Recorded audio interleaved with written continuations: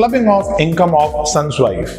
जी हाँ स्टूडेंट्स, जब कोई मदर इन लॉ या फादर इन लॉ अपने सन के वाइफ को, अपने डॉटर इन लॉ को कोई भी इनकम या एसेट ट्रांसफर करेंगे तो उसके क्लबिंग प्रोविजंस क्या होंगे, आइए देखते हैं इस वीडियो में।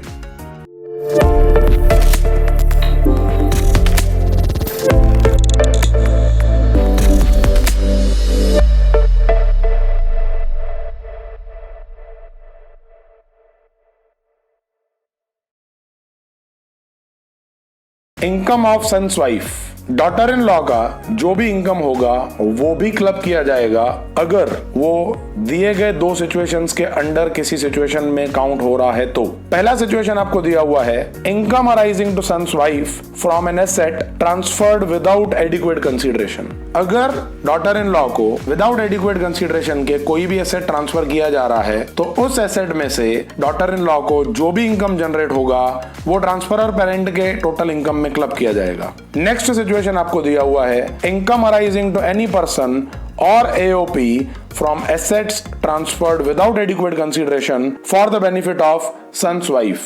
अगर जो ट्रांसफरर है वो एसेट डॉटर इन लॉ को डायरेक्टली नहीं ट्रांसफर करके किसी AOP या थर्ड पर्सन को ट्रांसफर कर रहा है, वो AOP या third person daughter in law को बेनिफिट दे रहा है, तो वो जो बेनिफिट होगा, जो इनकम होगी, वो ट्रांसफरर पेरेंट के टोटल इनकम में क्लब किया जाएगा।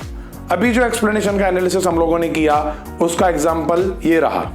Mrs. Kasturi transferred her immovable property in ABC Company Limited subject to a condition that out of the rental income a sum of rupees 36,000 per annum shall be utilized for the benefit of her son's wife. Mrs. Kasturi claims that the amount of rupees 36,000 utilized by her son's wife should not be included in her total income as she no longer owned the property. Examine with reasons whether contention of Mrs. Kasturi is valid in law. Sir, this is a case of transfer of asset to an entity for the indirect benefit to be given to son's wife। Mrs. कस्तूरी ने अपनी एक property ABC company limited को transfer की है और transfer की एक condition है कि उस प्रॉपर्टी में से आने वाली रेंट में से 36,000 उनके डॉटर इन लॉ के बेनिफिट के लिए यूज होनी चाहिए। और मिसेस कस्तूरी का यह भी कहना है कि वो जो 36,000 है वो उनके डॉटर इन लॉ के टोटल इनकम में ही काउंट होना चाहिए और ना कि मिसेस कस्तूरी के इनकम के साथ क्लब होना चाहिए। तो देखते हैं सॉल्यूशन में क्या दिया हुआ है। The clubbing provisions under section 64(1)(8) are attracted in case of transfer of any asset directly और इनडायरेक्टली अदरवाइज